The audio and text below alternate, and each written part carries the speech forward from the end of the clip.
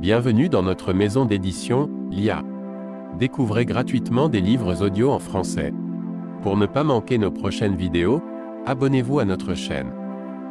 La guerre et la paix, tome 1 par Léon Tolstoï lu par Liam Maloney. Pour améliorer votre expérience de lecture, vous pouvez activer le sous-titrage et ajuster la vitesse de lecture. Première partie avant Tilsit 1805 à 1807, chapitre 1. Eh bien, prince, que vous disais-je? Jeanne et Luc sont devenus les propriétés de la famille Bonaparte. Aussi, je vous le déclare d'avance, vous cesserez d'être mon ami, mon fidèle esclave, comme vous dites, si vous continuez à nier la guerre et si vous vous obstinez à défendre plus longtemps les horreurs et les atrocités commises par cet antéchrist. Car c'est l'antéchrist en personne, j'en suis sûr. Allons, bonjour, cher prince. Je vois que je vous fais peur. Asseyez-vous ici, et causons. Ainsi s'exprimait en juillet 1805 Anna Pavlovna Scherer, qui était demoiselle d'honneur de Sa Majesté l'impératrice Marie Féodorovna et qui faisait même partie de l'entourage intime de Sa Majesté. Ces paroles s'adressaient au prince Basile, sonnage grave et officiel, arrivé le premier à sa soirée. Mademoiselle Scherer toussait depuis quelques jours. C'était une grippe, disait-elle. Le mot « grippe » était alors une expression toute nouvelle et encore peu usitée. Un laquais en livrée rouge, la livrée de la cour, avait colporté le matin dans toute la ville des billets qui disaient invariablement « Si vous n'avez rien de mieux à faire, monsieur le comte ou mon prince, et si la perspective de passer la soirée chez une pauvre malade ne vous effraie pas trop, je serais charmé de vous voir chez moi entre 7 et 8. » Anna SCHE accent aigu RER. Grand Dieu, quelle virulente sortie, répondit le prince, sans se laisser émouvoir par cette réception.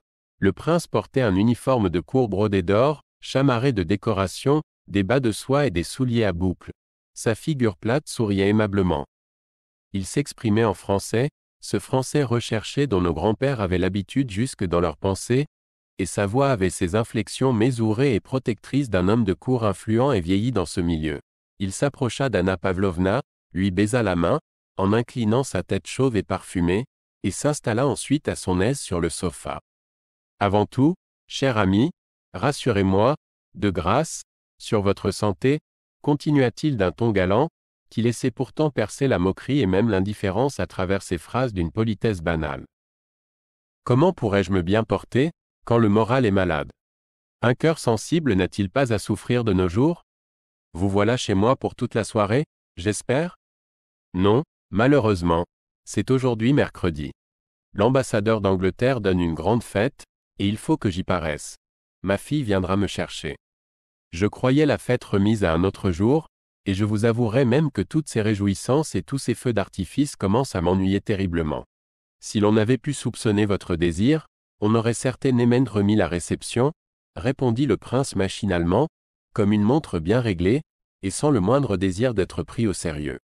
Ne me taquinez pas, voyons. Et vous, qui savez tout, dites-moi ce qu'on a décidé à propos de la dépêche de Novosiltso. Que vous dirais-je? Reprit le prince avec une expression de fatigue et d'ennui. Vous tenez à savoir ce qu'on a décidé? Eh bien, on a décidé que Bonaparte a brûlé ses vaisseaux, et il paraîtrait que nous sommes sur le point d'en faire autant. Le prince Basile parlait toujours avec nonchalance, comme un acteur qui répète un vieux rôle. Mademoiselle Scherer affectait au contraire, malgré ses 40 ans, une vivacité pleine d'entrain. Sa position sociale était de passer pour une femme enthousiaste. Aussi lui arrivait-il parfois de s'exalter à froid, sans en avoir envie, rien que pour ne pas tromper l'attente de ses connaissances. Le sourire à moitié contenu qui se voyait toujours sur sa figure n'était guère en harmonie, il est vrai, avec ses traits fatigués, mais il exprimait la parfaite conscience de ce charmant défaut, dont, à l'imitation des enfants gâtés, elle ne pouvait ou ne voulait pas se corriger. La conversation politique qui s'engagea acheva d'irriter Anna Pavlovna. « Ah! Ne me parlez pas de l'Autriche. Il est possible que je n'y comprenne rien, mais, à mon avis, l'Autriche n'a jamais voulu et ne veut pas la guerre. Elle nous trahit, c'est la Russie toute seule qui délivrera l'Europe. Notre bienfaiteur a le sentiment de sa haute mission, et il n'y faillira pas. J'y crois, et j'y tiens de toute mon âme. Un grand rôle est réservé à notre empereur bien-aimé, si bon, si généreux. Dieu ne l'abandonnera pas. Il accomplira sa tâche et écrasera l'hydre des révolutions, devenue encore plus hideuse, si c'est possible, sous les traits de ce monstre, de cet assassin. C'est à nous de racheter le sang du juste. À qui se fier, je vous le demande. L'Angleterre a l'esprit trop mercantile pour comprendre l'élévation d'âme de l'empereur Alexandre. Elle a refusé de céder Malte. Elle attend, elle cherche une arrière-pensée derrière nos actes. Qu'ont-ils dit à Novosiltso? Rien. Non, non, ils ne comprennent pas l'abnégation de notre souverain, qui ne désire rien pour lui-même et ne veut que le bien général. Qu'ont-ils promis? Rien, et leurs promesses mêmes sont nulles. La Prusse n'a-t-elle pas déclaré Bonaparte invincible et l'Europe impuissante à le combattre? Je ne crois ni à Hardenberg, ni à Auschwitz. Cette fameuse neutralité prussienne n'est qu'un piège. Mais j'ai foi en Dieu et dans la haute destinée de notre cher empereur, le sauveur de l'Europe. Elle s'arrêta tout à coup, en souriant doucement à son propre entraînement. Que n'êtes-vous à la place de notre aimable Wintzingerode? Grâce à votre éloquence, vous auriez emporté d'assaut le consentement du roi de Prusse. Mais me donnerez-vous du thé? À l'instant. À propos, ajouta-t-elle en reprenant son calme, j'attends ce soir 2 hommes fort intéressants, le vicomte de Mortemart, allié aux Montmorency par les Rohan, une des plus illustres familles de France, un des bons émigrés, un vrai. L'autre, c'est l'abbé Moriot, cet esprit si profond. Vous savez qu'il a été reçu par l'empereur. Ah! Je serais charmé. Mais dites-moi, je vous prie, continua le prince avec une nonchalance croissante, comme s'il venait seulement de songer à la question qu'il allait faire, tandis quel était le but principal de sa visite, dites-moi s'il est vrai que Sa Majesté l'impératrice mère ait désiré la nomination du baron Funk au poste de premier secrétaire à Vienne. Le baron me paraît si nul. Le prince Basile convoitait pour son fils ce même poste, qu'on tâchait de faire obtenir au baron Funk par la protection de l'impératrice Marie Féodorovna. Anna Pavlovna couvrit presque entièrement ses yeux en abaissant ses paupières. Cela voulait dire que ni elle ni personne ne savait ce qui pouvait convenir ou déplaire à l'impératrice. Le baron Funk a été recommandé à l'impératrice mère par la sœur de Sa Majesté, dit-elle d'un ton triste et sec. En prononçant ces paroles, Anna Pavlovna donna à sa figure l'expression d'un profond et sincère dévouement avec une teinte de mélancolie. Elle prenait cette expression chaque fois qu'elle prononçait le nom de son auguste protectrice, et son regard se voila de nouveau lorsqu'elle ajouta que Sa Majesté témoignait beaucoup d'estime au baron Funk. Le prince se taisait, avec un air de profonde indifférence, et pourtant Anna Pavlovna, avec son tact et sa finesse de femme, et de femme de cour, venait de lui allonger un petit coup de griffe. Je sur une belle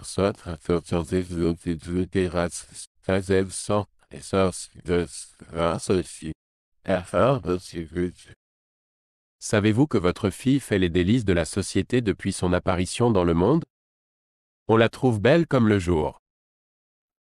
Le prince fit un salut qui exprimait son respect et sa reconnaissance. Que de fois n'ai-je pas été frappé de l'injuste répartition du bonheur dans cette vie, continua Anna Pavlovna, après un instant de silence.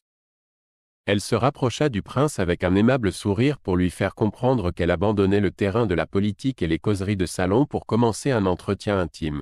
Pourquoi, par exemple, le sort vous a-t-il assez cordé de charmants enfants tels que les vôtres, à l'exception pourtant d'Anatole, votre cadet, que je n'aime pas?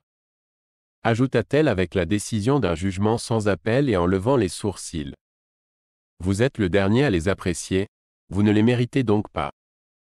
Et elle sourit de son sourire enthousiaste. Que voulez-vous? Dit le prince. Lavater aurait certainement découvert que je n'ai pas la bosse de la paternité. Trêve de plaisanterie. Il faut que je vous parle sérieusement. Je suis très mécontente de votre cadet, entre nous soit dit. On a parlé de lui chez Sa Majesté, sa figure, à ces mots, prit une expression de tristesse, et on vous appela. Le prince ne répondit rien. Elle le regarda en silence et attendit. Je ne sais plus que faire, reprit-il avec humeur. Comme père, j'ai fait ce que j'ai pu pour leur éducation, et tous les deux ont mal tourné. Hippolyte du moins est un imbécile paisible, tandis qu'Anatole est un imbécile turbulent. C'est la seule différence qu'il y ait entre eux.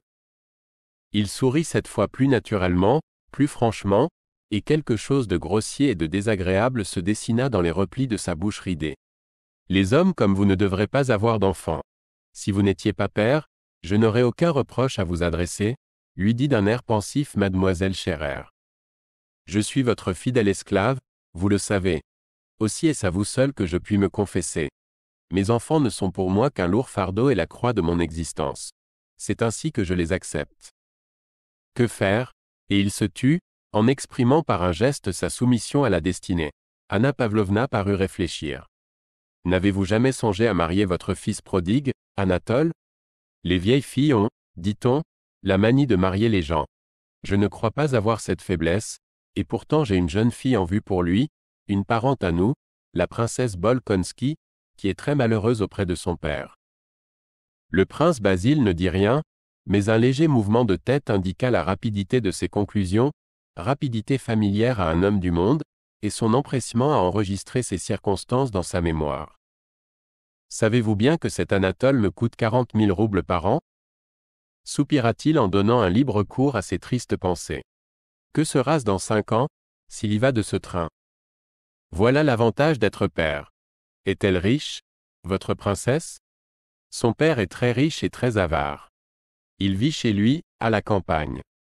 C'est ce fameux prince Bolkonsky auquel on a fait quitter le service du vivant de feu l'empereur et qu'on avait surnommé le roi de Prusse. Il est fort intelligent, mais très original et assez difficile à vivre. La pauvre enfant est malheureuse comme les pierres.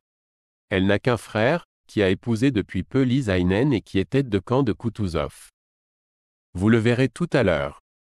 De grâce, chère Annette, dit le prince en saisissant tout à coup la main de mademoiselle Scherer, arrangez-moi cette affaire, et je serai à tout jamais le plus fidèle de vos esclavesses, comme l'écrit mon staroste au bas de ses rapports. Elle est de bonne famille et riche, c'est juste ce qu'il me faut. Et là-dessus, avec la familiarité de gestes élégante et aisée qui le distinguait, il baisa la main de la demoiselle d'honneur, puis, après l'avoir serrée légèrement, il s'enfonça dans son fauteuil en regardant d'un autre côté. Eh bien, écoutez, dit Anna Pavlovna, j'en causerai ce soir même avec Lise Bolkonsky. Qui sait? Cela s'arrangera peut-être. Je vais faire, dans l'intérêt de votre famille, l'apprentissage de mon métier de vieille fille. Cliquez sur I, en haut à droite de votre écran pour choisir le livre audio que vous aimeriez découvrir. Si cette vidéo vous a plu, vous pouvez mettre un « j'aime » et la partager à vos amis. Par ailleurs, visitez notre bibliothèque sur audible.fr pour explorer notre vaste sélection de livres audio réalisés par IA.